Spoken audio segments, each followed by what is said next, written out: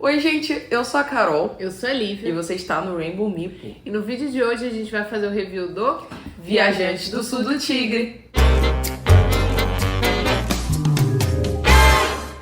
Finalmente, review aí de Viajantes do Sul do Tigre pra vocês. Esse review a gente estava devendo já há um tempinho. Já tem um unboxing desse jogo aqui no canal, então se você quiser conferir os componentes, vai estar aparecendo aí nos cards e também no final desse vídeo. E ele, né, um jogo do nosso queridíssimo Shane Phillips, com o Sam McDonald também, é um querido também. Jogo aí, o primeiro jogo da nova, que já nem é tão nova, porque já tá vindo outra trilogia, né, mas de uma outra trilogia aí da Garfield Games. E esse é o primeirão, né, estamos aí aguardando o segundo chegar aqui no Brasil. Mas antes da gente fazer esse review do Viajantes do Sul do Tigre, não se esqueça de curtir esse vídeo, se inscrever no nosso canal, ativar as notificações e também apontar a câmera para o QR Code que está aparecendo em algum lugar aqui na tela para conhecer os planos de apoio ao Rainbow Meeple. E lembrando que se você apoiar a gente, obviamente você vai ganhar cupons de descontos e concorrer a vários sorteios que rolam todo mês aqui no canal. Isso aí, se eu fosse você conferir os planos, que a gente fez algumas alterações e tá bem bacana. Agora, sem muitas delongas, vamos embora partir então pro review de Viajantes do Sul do Tigre. Depois de explorarmos o Mar do Norte, explorarmos as terras do Reino Ocidental, fomos direto pro sul, o Shane Phillips e o Sam McDonald levaram a gente direto pro sul. Estamos aonde? Bagdá. Bagdá, 800 depois de Cristo, mais ou menos. Estamos lá perto do Rio Tigre. Somos viajantes explorando as terras de Bagdá. Vamos explorar e mapear novas terras, vamos mapear os céus, os mares, aqui no Viajantes do Sul do Tigre. Quem trouxe Viajantes aqui pro Brasil foi a Mosaico Jogos, né, que eles têm a parceria aí com a Garfield Games. Ele é um jogo para 1 a 4 jogadores. Na caixa fala que dura uma média de 60 a 90 minutinhos, indicado aí para 14 anos ou mais. As mecânicas dele tem, claro, a nossa querida alocação de trabalhadores. E não só os trabalhadores que a gente vai alocar ao longo da partida, porque a gente aloca também os dados. Então vão ter os trabalhadores mais os dadinhos que vão servir ali pra gente realizar as ações. Além disso, também tem o controle de área presente no jogo, onde pode render alguns pontinhos no final da partida. E uma das grandes partes de pontuação da partida fica por conta aí do set collection, das cartinhas que a gente vai montando ali, o nosso cenário, né? Tanto como a Lívia falou, a gente vai explorar tanto a terra, quanto a água, quanto o céu. Então é importante a gente pegar cartas do mesmo símbolo para ganhar pontos, mas também, dependendo, se eu não me engano, são 4 símbolos diferentes, vão render também a gente 5 pontos de vitória. Uma coisa muito bem implementada nas trilogias é tipo assim, uma base do que aquela trilogia vai trazer, né, de experiência para os jogadores. E aí aqui nessa do Sul do Tigre, do Sul, né, a trilogia do Sul, ela traz os dados como tipo um elemento principal assim do jogo, né? Então aqui a gente vai ter os dados muito presentes, mas uma coisa muito bacana que pelo menos nesse aqui a gente consegue mitigar a face do dado, que pra mim é muito importante um euro ter isso, que senão, né, meu filho, ficar na sorte, o dado é complicado. Aí a gente joga meio game. E os outros jogos também, eles têm essa proposta aí de trazer os dados como um dos elementos principais dos jogos. O funcionamento do Viajante do Sul do Tigre é bastante simples. Na verdade, é a premissa de todos os jogos da Garfield, do primeiro jogo da trilogia, ser o jogo mais fácil da trilogia, tipo uma introdução, assim, àquela trilogia. E então esse jogo também, a base dele é bastante simples, né? O jogo ele é jogado em turnos, e em cada turno o jogador ele faz uma ação, que é alocar um trabalhador, ou alocar um dado, ou descansar. Só isso. Você escolhe, faz uma dessas 3 ações, passa para o próximo jogador. E aí o jogo vai sendo jogado em várias rodadas, até que alguém chega no final da trilha do diário, que é aquele tabuleirão, né? O tabuleiro principal do jogo, né? Que é um tabuleiro modular. E aí quem chega no final dessa trilha primeiro dispara o final do jogo. E aí quando chega lá, a gente conta os pontos para ver quem tem mais pontos e quem vai levar a vitória. Só que apesar de parecer bastante simples, de ter regras bastante simples, ele não é tão simples quanto parece, né? Não só achei, né? Segundo o peso do BGG, ele é mais pesado que os primeiros jogos das outras trilogias, né? Que é o Arquitetos e que o Shipwrights. Apesar dos jogadores terem poucas opções de jogada, como eu falei, né? descansar, alocar um trabalhador ou alocar um dado, as ações que essas alocações vão desencadear são inúmeras. Então, tipo, é até difícil de falar, porque é muita coisa, uma coisa desencadeia a outra, então é tudo em cadeia, assim. Então o jogo é bem denso, né? Não acho, eu fico pensando, né? Se esse é o primeiro e a premissa dele é ser o mais simples, não sei nem o que vem depois, né? Só quero ver. Mas a pontuação toda do jogo, a maior parte da pontuação do jogo, como a Carol falou, é baseada no set collection das cartinhas, né? Então a gente vai pegando as cartas de mar e de terreno, vamos juntando os símbolos que tem naquelas cartas, e aí no final do jogo a gente vai pontuar através desses sets, né? E além disso tem as cartas de céu que ajudam na nossa pontuação também, e as cartas de inspiração que a gente coloca nessas cartas de céu, e aí pode dobrar, triplicar a pontuação dessas cartas de céu. E além dessas cartas que a Lívia falou, também tem as cartas de habitante, que elas são muito importantes porque a gente vai ganhando alguns descontos com elas para fazer as ações. Então, assim que a gente compra uma carta de habitante, a gente tem que colocar ela embaixo ou das cartas de mar ou das cartas de terra, e aí com isso ela vai dar ali um benefício para aquela ação de cima, né? Então, os habitantes também são muito importantes para a gente ir conquistando ao longo da partida, porque querendo ou não, um habitante que te dá um desconto ali de uma moeda ou de uma provisão que seja, é muita coisa, porque o jogo é bem apertado de recursos. Então o tempo todo você vai estar precisando de moeda e provisão, é uma guerra. E aí é importante você comprar alguns desses habitantes para ir te ajudando ali ao longo da partida. E essas cartas de habitantes são bem parecidas com as outras cartas que tem, tipo, no Reino Ocidental, assim, que ficam lá em cima, e tem basicamente o mesmo funcionamento, né? Que é de te ajudar, dar desconto, enfim. Sim, é muito legal como eles conseguem, tipo assim, são trilogias diferentes, com propostas diferentes, mas tem aquela alma, sabe? As cartas parecidas, um funcionamento meio parecido, só que diferente. Não sei, é bizarro como eles conseguem fazer essas coisas, eu acho fantástico demais. Falando um pouquinho de arte componente, não poderíamos deixar de citar o nosso queridíssimo Demico, fazendo parte aí de mais uma trilogia da Garfield e de vários outros jogos, né? Demico, pra nós, o maioral aí, um belo de um artista. Tem gente que já tá enjoado da arte dele, né? Eu sei, já rolaram alguns comentários desse aí, até num outro vídeo que a gente tem tipo, é um vídeo falando totalmente da trilogia do Reino Ocidental. Se você ainda não conferiu, vai estar aparecendo aí nos cards. E aí teve gente que falou que ele já não aguenta mais as artes do Demico. Mas somos muito fãs, gostamos muito da arte dele.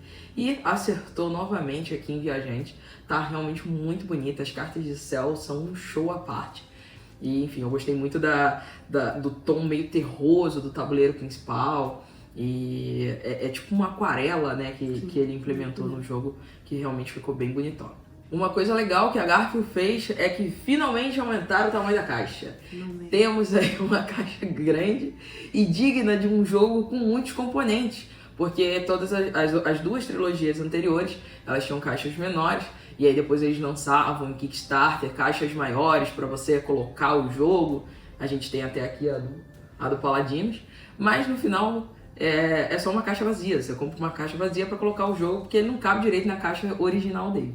E aí finalmente eles aumentaram, né? Já vem um tamanho padrão bem maior, e o que facilitou bastante, né? O tamanho, pra quem quer saber, é o tamanho da caixa da Big Box. A Big Box ali do Paladinos, do Arquitetos, é o mesmo tamanho dessa caixa daqui. Então, pra ficar tudo bonitinho na estante, vai ter que comprar as Big Box de todas as outras caixas pra combinar direitinho com essa aqui. A luta é certa. Eu acho que no final eles só queriam que a gente comprasse as caixas vazias depois, pra deixar o negócio bonito. Mas o que eu gostei também é que eles trouxeram um insert, e um insert muito bonitinho. Não é 100% funcional, não vou dizer que ele é tão ruim assim. Ajuda bastante. Só que o único problema é que, como ficam várias partezinhas pra gente colocar as peças, se você ficar virando muito, vai acabar dando ruim. Faltou só um acetato ali pra prender todas essas pecinhas. Mas ainda assim, dependendo de como você arrume os punchboards e o manual em cima, já dá uma ajudada ali a prender. Podiam ter feito o manual do mesmo tamanho da caixa, porque aí com certeza, né, prenderia tudo, mas não foi o caso. De toda forma, já é um adicional bem bacana aí que eles implementaram no jogo, porque ajuda, porque o setup do jogo não é algo muito simples de fazer, até um pouco chato, são muitas peças para serem colocadas.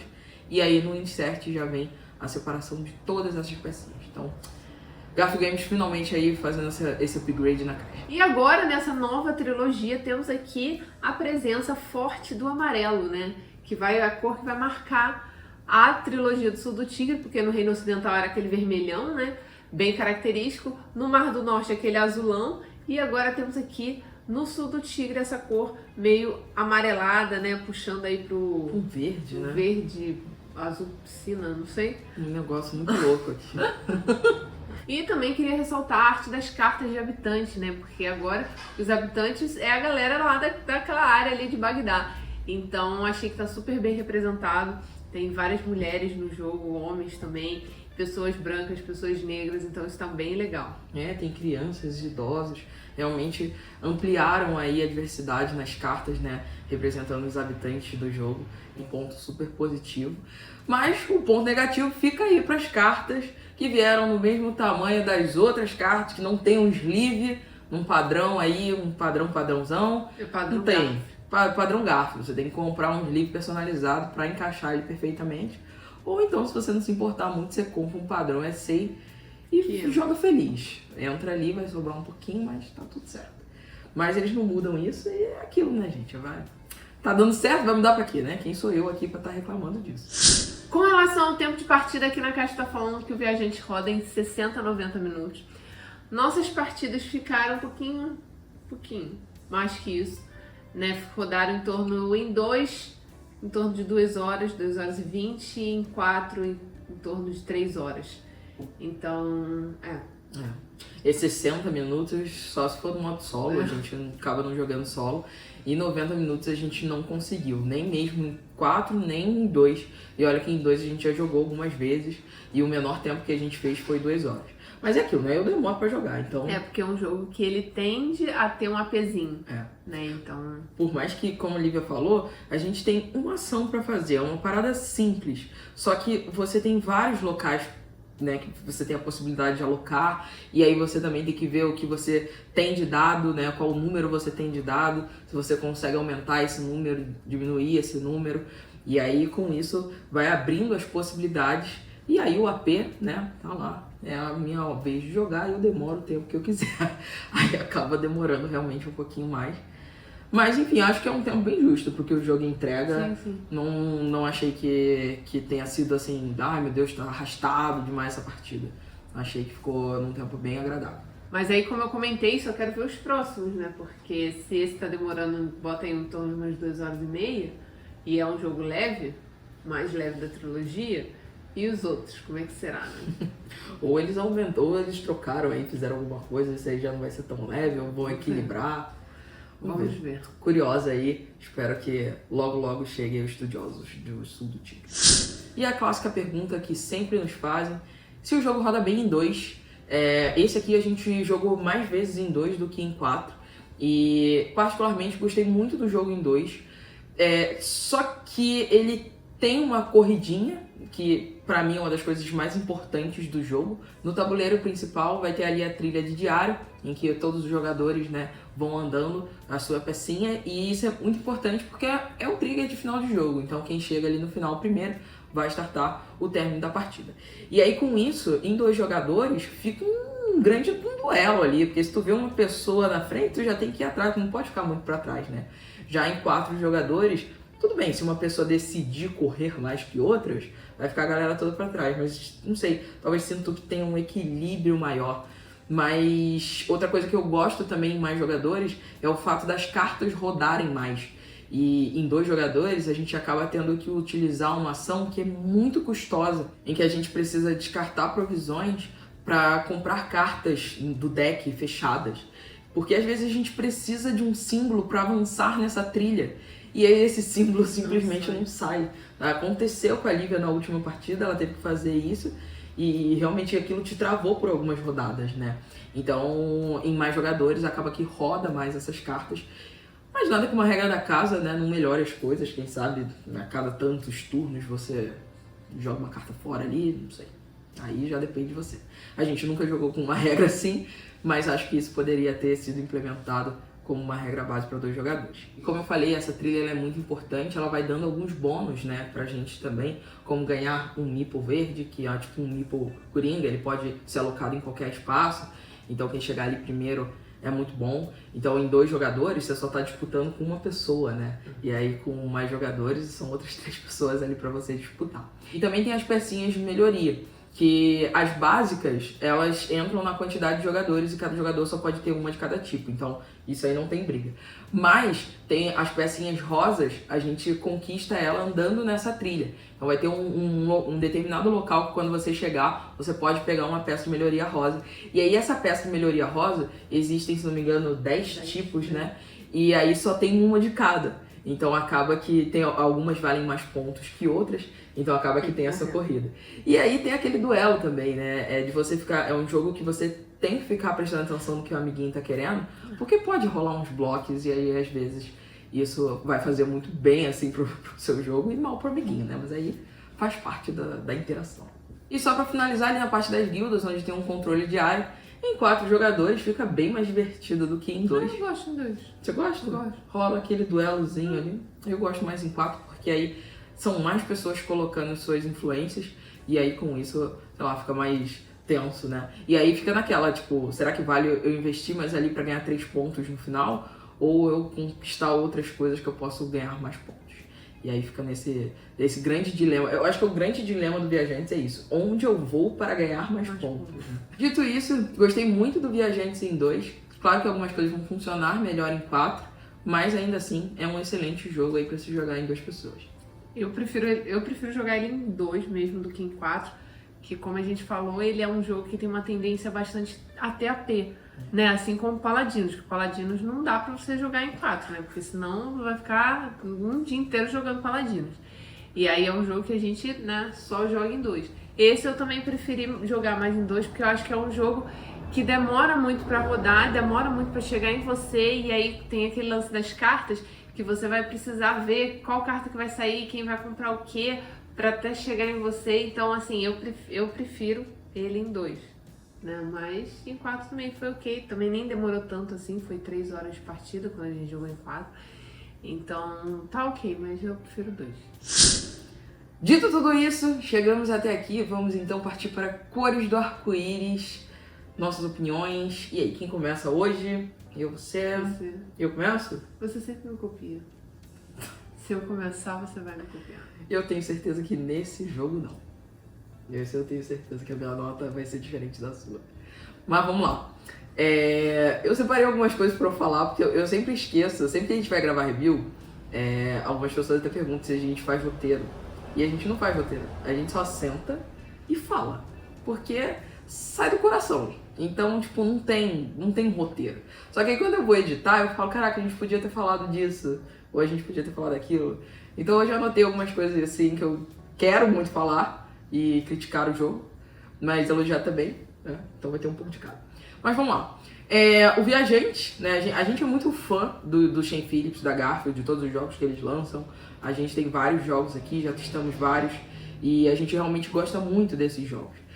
As 2 trilogias anteriores são maravilhosas, e a expectativa pro Viajantes era uma coisa muito grande. Então desde que ele chegou, já tem um tempinho aqui que ele tá com a gente, e desde que ele chegou, o hype era muito grande. E aí a gente jogou a primeira partida com outros 2 queridos amigos.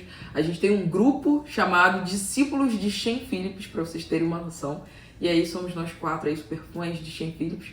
Fomos juntos jogar Viajantes do Sul do Tigre pela primeira vez. E aí Lívia estava toda xoxa a partida inteira, que não estava curtindo muito o negócio não. Já tô até adiantando aqui um pouco do review dela, tô queimando a largada da Lívia. E aí o resto da mesa tava ali empolgado, eu particularmente estava mais empolgado e tal. Mas aí quando chegou no final, né, em que eu vi que tinha uma regra ali que eu não concordo de jeito nenhum em qualquer jogo de tabuleiro, que pra mim isso não faz o menor sentido, é que uma pessoa joga mais que outra. Porque a pessoa que chega no final dessa trilha, né, a trilha que a gente já falou aí ao longo de todo o review, quando você chega no final, starta o final do jogo, e aí todos os jogadores jogam mais uma vez. Inclusive quem startou o final da rodada. E aí, se essa pessoa não foi a última pessoa, né? Porque se ela fosse a última a jogar, faria sentido. Não tá fazendo sentido pra você? Digamos que tá jogando eu e Lívia. Eu comecei a partida. Lívia startou o final do jogo. Beleza, eu jogo uma vez, ela joga uma vez. Todo mundo com a mesma quantidade. Mas se eu starto o final, eu vou jogar ali aquela vez que eu tô startando, Lívia vai jogar e eu jogo de novo. Isso é um absurdo. Porque nesse momento, a pessoa vai lá e vira a partida. Foi o que aconteceu na nossa última partida. E isso também aconteceu na nossa partida em 4 jogadores. Porque a pessoa que startou, ela jogou um turno a mais. E nesse jogo, um jogo extremamente apertado, acaba que, pra mim, é uma vantagem absurda. Então, a trilha, ela é importante pra caramba. Mas enfim, isso pra mim não faz sentido em nenhum jogo, não gosto, me deixa muito pé da vida. Já reclamei sobre isso em outros reviews de outros jogos.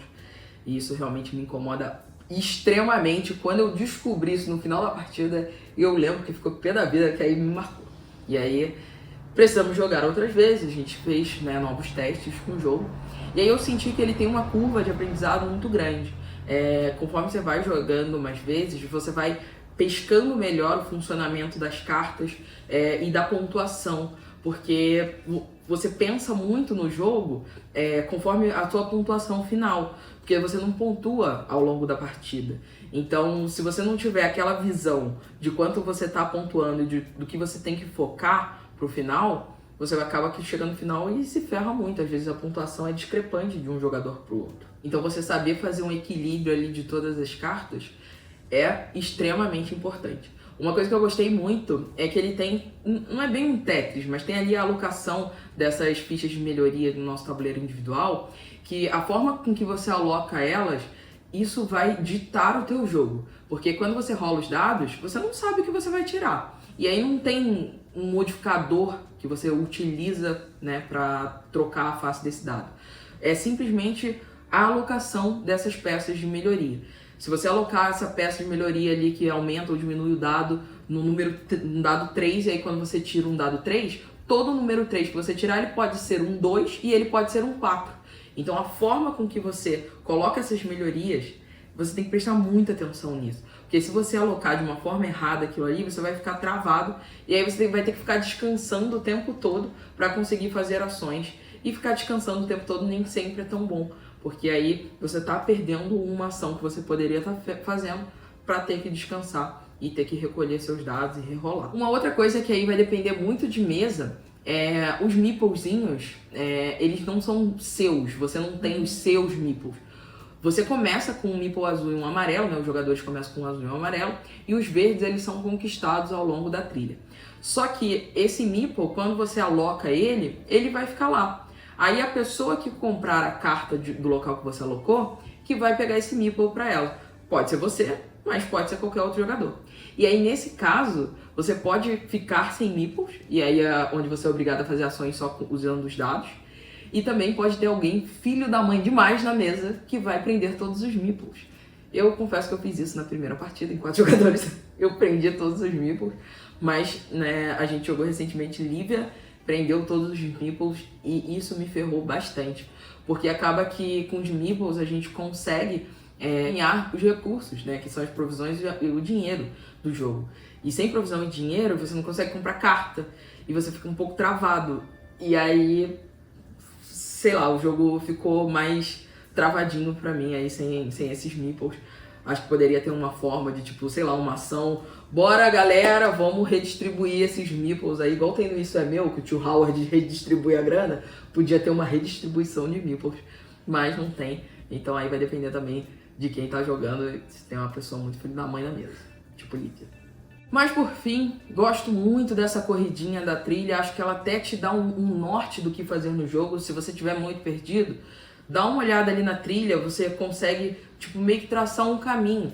Porque para avançar na trilha, você precisa de alguns ícones ou de peças X peças de melhoria da cor X, enfim. E aí com isso você consegue traçar realmente até o último ponto da trilha. E aí você vai focando, né, nessas cartas, né, nesses ícones e tudo mais ao longo da partida. Acho bem bacana você fazer isso para te dar um norte durante a jogatina. E essa trilha, ela é extremamente importante, mas ela não é essencial, assim. Tipo, eu já teve partida em que a pessoa startou o final do jogo, ela chegou ali no final da trilha, mas ela não ganhou. né? Então tudo vai depender do que você faz, né, ao longo ali da tua caminhada, né? Porque você é um viajante e aí você tem que ir, né, explorando cada vez mais para você conseguir mais pontos de vitória. Por fim, gostei bastante do jogo. Não é o meu jogo favorito. Eu esperava mais, para ser bem sincera. Eu gostei no geral, quero jogar mais vezes. Acho que não vai ser um jogo que vai sair da nossa coleção.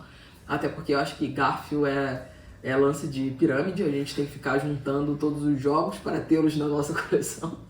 Mas, no geral, gostei bastante, esperava mais. E por isso eu vou dar então aí 5 cores do arco-íris para o viajante do sul do Tigre. E agora quero ver o que Lívia vai falar aí pra gente, o que ela não gostou, o que ela sentiu depois daquela primeira partida. Acho que ela nem lembra, tem tanto tempo. Só lembro de você ver da vida lá. Bom, vou tentar ser mais sucinta do que a Carol, né? Só porque eu falei. Pra caramba.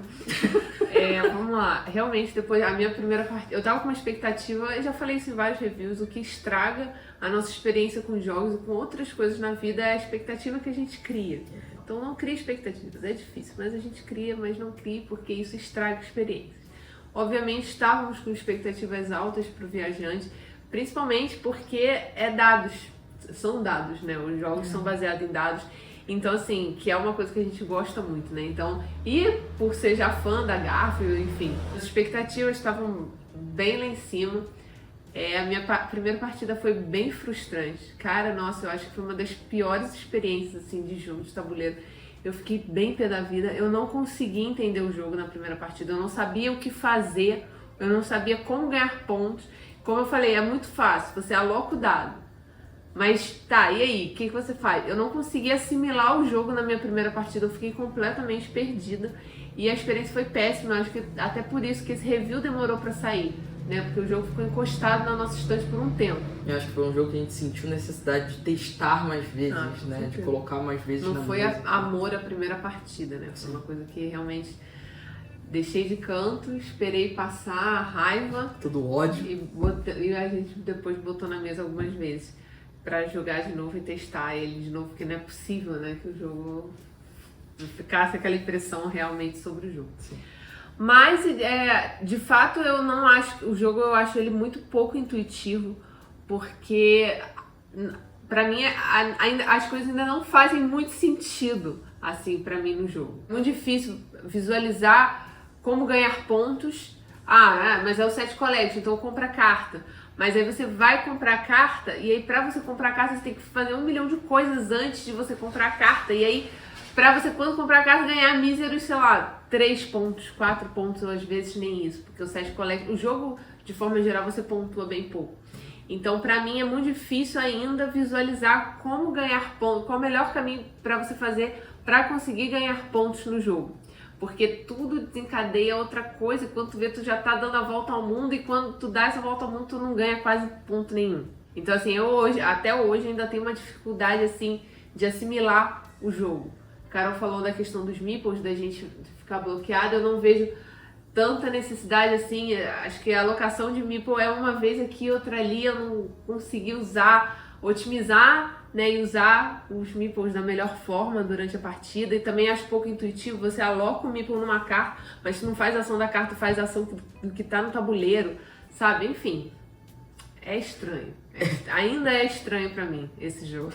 Não acho muito intuitivo, como, sei lá, um paladino. Só aloca ali, pega um recurso, pra você pegar esse recurso, usar construindo não sei o que, e aí constrói isso aqui, você vai ganhar um determinado número de pontos, sabe? Não é um jogo intuitivo.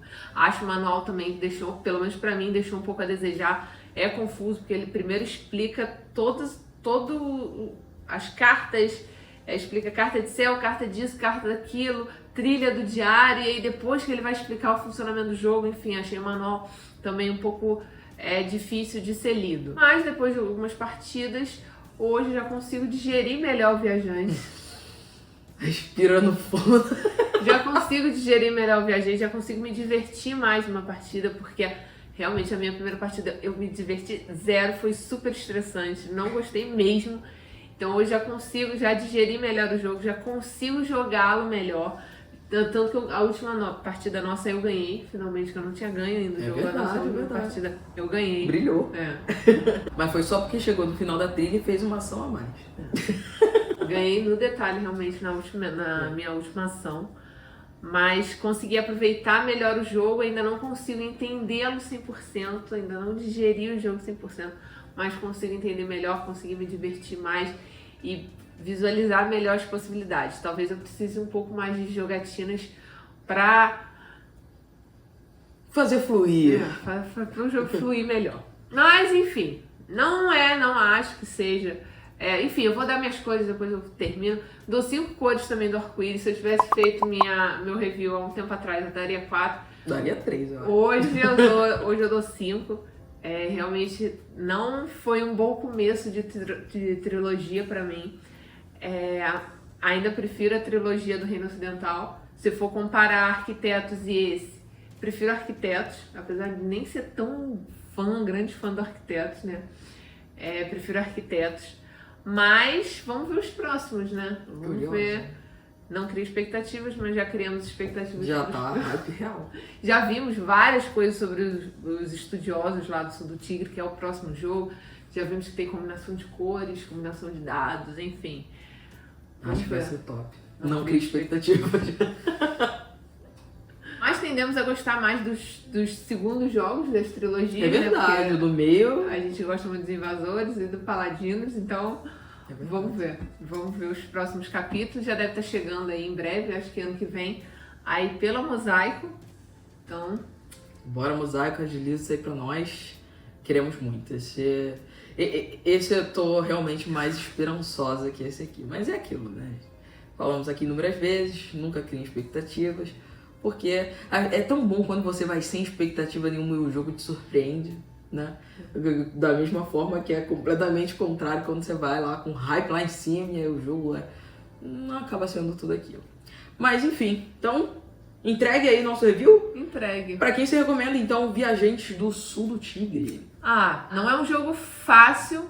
Por exemplo, o Arquitetos é um jogo que eu gosto de indicar para as pessoas que estão começando aí nos euros, né? Na alocação de trabalhadores, porque é um jogo bem simples, bem gostoso, bom que roda com mais gente, não é mais do que 4, né? Roda com 5, 6. Então é um jogo que eu gosto de indicar, né? Mas esse não é o caso, porque é um jogo um pouco mais pesado. Pelo menos minha opinião, que é difícil de assimilar todas as coisas que ele traz, assim, no primeiro momento. Então, assim, eu recomendo para quem já não é fã da Garfield, né, do Shen. Eu sei que tem uma galera aí que é muito fã deles. Então, eu recomendo para esse pessoal. Acho que todo mundo que é fã já teve a oportunidade de jogar. Se não teve, tá doido para jogar. Então, super recomendo. Acho que tem que experimentar mesmo, tem que jogar. Mas é um jogo que tem alguns degraus a mais dos jogos das trilogias anteriores. E é isso, gente. Sempre lembrando que essa é a nossa opinião, é o que a gente sentiu com o jogo. Vai ter gente que amou, vai ter gente que odiou mais que a gente. Mas sempre pode. Vai que tem gente que dá uma cor do arco-íris aí. Nota dó. Mas é isso. Esperamos que vocês tenham gostado do nosso vídeo. Muito obrigado por você que assistiu até aqui. Obrigado a você que aguardou este review finalmente estar aí no ar. E obrigado a Mosaico por ter enviado aí essa cópia pra gente criar conteúdo. E até o próximo vídeo. Tchau, tchau.